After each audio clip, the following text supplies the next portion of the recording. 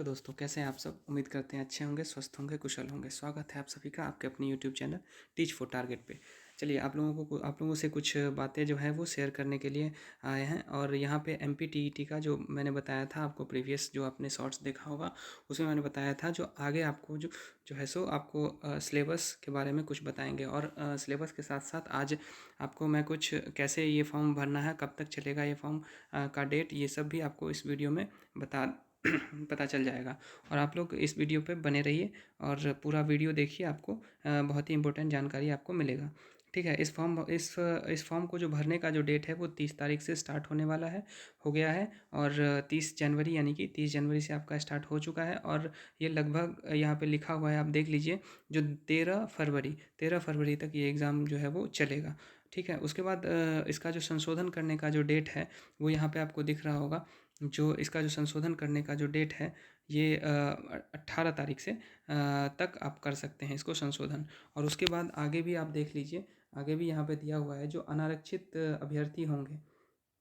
ठीक है। जो भी मतलब अनरिजर्व्ड कैटेगरी में आएंगे उनको 600 रुपया लगेगा। यहाँ पे आप देख लीजिए, 600 रुपया लगेगा। बाकी अगर आप किसी भी SC ST या OBC अत्यंत पिछड़ा वर्ग किसी भी वर्ग से आते हैं, अगर आप वो सिर्फ उन लोगों के लिए है जो मध्य प्रदेश के मूल निवासी हैं, जो वहाँ के डोमिसाइल होंगे, उनको ये आरक्षण मिलेगा।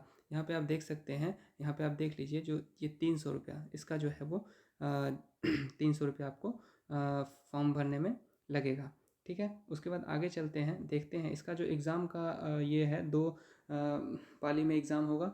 ठीक है। 25 तारीख से इसका एग्ज़ाम होगा, 25 अप्रैल से यहाँ पे लिखा हुआ है, आप देख लीजिए। 25 अप्रैल से इसका जो है वो एग्ज़ाम होगा, दो पाली में होगा, एक प्रथम पाली एक द्वितीय पाली। यहाँ पे एग्ज़ाम का जो ये है, जो 9 बजे से लेकर 11:30 बजे तक और 2 बजे से लेकर 4:30 बजे तक, यानी कि 2.5 घंटे का पेपर होगा और दो पाली में पेपर होगा। ठीक है। उसके बाद आगे चलते हैं, आगे देखते हैं कि क्या है उसको।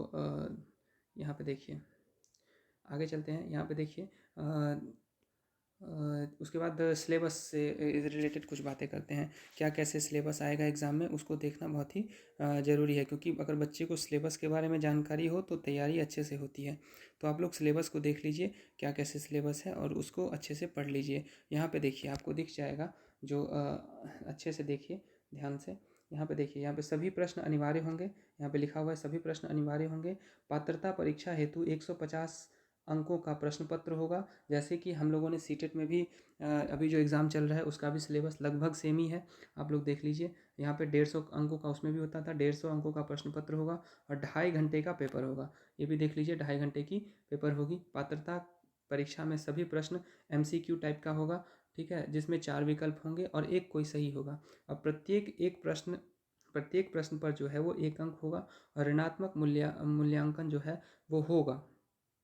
ठीक है। यानी कि अगर आपको 4 प्रश्न आपके अगर गलत होते हैं तो आपका 1 नंबर काट लिया जाएगा, यानी कि 0.25 पर क्वेश्चन पे आपको 0.25 नंबर जो है वो कटेगा। अगर आपका 4 प्रश्न गलत होता है तो आपको 1 नंबर जो है वो काट लिया जाएगा। ठीक है। ये इसका एग्ज़ाम का पैटर्न है। अब इसके बाद इसके सिलेबस पे आते हैं। सिलेबस में आप देख लीजिए, 2 पार्ट में इसके सिलेबस को बांटा गया है। जैसे कि A और B, यानी कि अ और ब।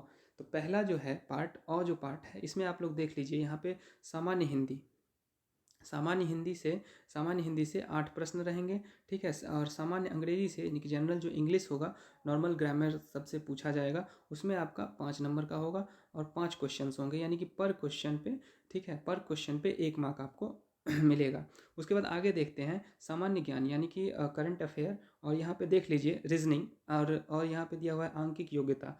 इससे आपको जो है वो 7 MCQs रहेंगे और 7 मार्क्स के इसमें पूछे जाएंगे। उसके बाद पैडागोजी से रिलेटेड आपको 10 नंबर का पूछा जाएगा, यहाँ पे आप देख लीजिए। और टोटल जो है वो आपको 30 मार्क्स का होगा, यानी कि पार्ट जो अ है, यानी कि ए पार्ट जो है, इसमें आपको 30 नंबर का पूछा जाएगा।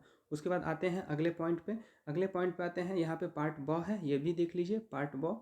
इसमें क्या दिया हुआ है, पार्ट ब को देखना भी बहुत ज़रूरी है, क्योंकि ये बहुत ही ज़्यादा महत्वपूर्ण है। अब देखिए, यहाँ पे दिया है यहाँ पे दिया है, आप देख लीजिए, 80, ये दिया जो है हिंदी भाषा, ठीक है। हिंदी भाषा जो है यानी कि सभी अपना अपना जिसका जो भी पेपर होगा, जैसे किसी का हिंदी भाषा है, किसी का अंग्रेजी भाषा है, किसी का संस्कृत भाषा है, किसी का उर्दू है, किसी का गणित है, किसी का विज्ञान है, किसी का सामाजिक विज्ञान है, जिसका जो भी सब्जेक्ट है वो सभी सब्जेक्ट से जो है आप देख लीजिए 120 नंबर का आपका पूछा जाएगा। ये 120 नंबर को अगर आप अच्छे से तैयार कर लेते हैं तो आपका एग्ज़ाम आराम से निकल जाएगा। इसीलिए आपको मेन फोकस जो है वो आपके अपने सब्जेक्ट पे करना पड़ेगा, चाहे आपका जो भी सब्जेक्ट हो। अगर किसी का सब्जेक्ट मैथमेटिक्स है तो मैथमेटिक्स पे फोकस करें, किसी का सब्जेक्ट हिंदी है तो हिंदी पे फोकस करें। बाकी जिनका जो भी सब्जेक्ट है, किसी का सब्जेक्ट एसएसटी है तो वो अपने एसएसटी पे फोकस करें, तो ये एग्ज़ाम जो है वो बहुत ही आसानी से निकल जाएगा। तो इस चीज़ों को आप ध्यान से समझ लीजिए। और इससे रिलेटेड बाकी इसका जो और डिटेलिंग होगा, जैसे आप देखिए यहाँ पे दिया हुआ है, हिंदी का भी सिलेबस दिया हुआ है। इसका इसका जो पीडीएफ है वो मैं आपको इसके डिस्क्रिप्शन के लिंक में इसमें आपको ये पीडीएफ मैं जो हूँ प्रोवाइड करवा दूंगा। और यहाँ पे देख लीजिए, पहला जो पार्ट अ था उसका सिलेबस मैं आपको बता देता हूँ। यहाँ पे देखिए, पहला जो पार्ट अ है ये इसका जो सिलेबस है हिंदी, हिंदी में बस वही चीज़ पूछा जाएगा 8 प्रश्नों से जो नॉर्मल आपको हिंदी का ज्ञान होना चाहिए। जो नाटक होता है, एकांकी होता है, घटना होता है, निबंध होता है, कहानी होता है, इस सब से रिलेटेड क्वेश्चन पूछा जाएगा। उसके बाद जो तत्कालिक घटनाओं पर आधारित जो क्वेश्चन होएगा उससे आपको पूछा जाएगा, जो क्या आपको कितना आपको लैंग्वेज का समझ है, तो ये आपको इससे पूछा जाएगा। ये हिंदी भाषा में। अंग्रेजी भाषा में भी लगभग सेम ही है।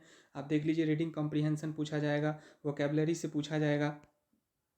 उसके बाद आपको देख लीजिए यहाँ पे फंक्शनल ग्रामर से पूछा जाएगा, जो लगभग आपका 10वीं स्तर का होगा, 10th लेवल का इसका ये होगा।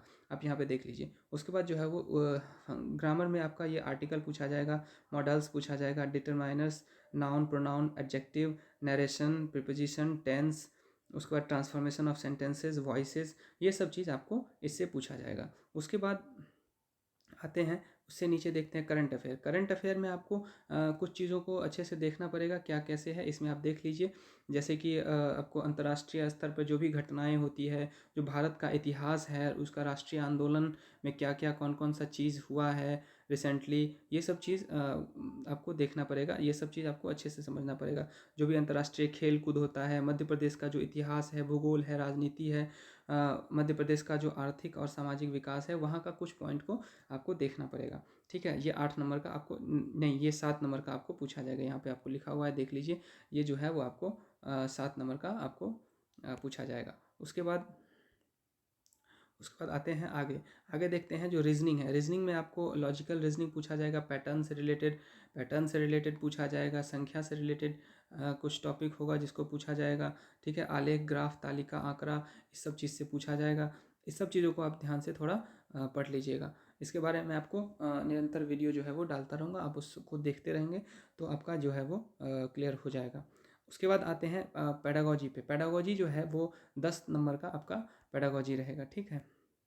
यहाँ पे देख लीजिए आप, 10 नंबर का पेडागोजी रहेगा, जिसमें बाल विकास के अवधारणा, ठीक है, इससे रिलेटेड जो भी चीज़ें हैं, बाल विकास का सिद्धांत, ये सब सारे पॉइंट्स को आप देख लीजिए, अच्छे से समझ लीजिएगा। ठीक है। उसको आप लोग ध्यान से समझिए कौन कौन सी चीज़ें हैं जो इसमें पूछा जाएगा। उसके बाद आगे चलते हैं। आगे जाने के बाद आपको देखिए, जैसे आपको आपकी सब्जेक्ट यहाँ पे तो हो गया, ये लगभग 30 नंबर का पार्ट अ हो गया।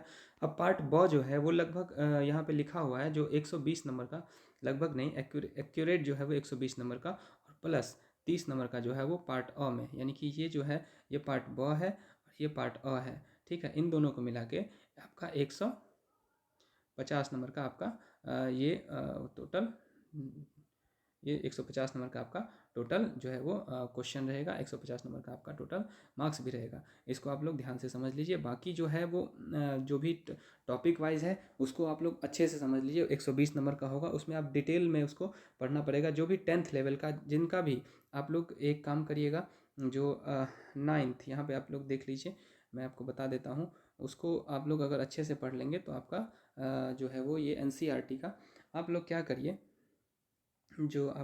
यहाँ पे आप लोग एक मिनट, यहाँ पे आप लोग करिए जो NCERT देख लीजिए ध्यान से।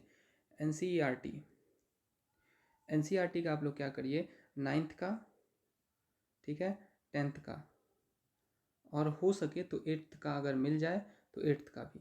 ये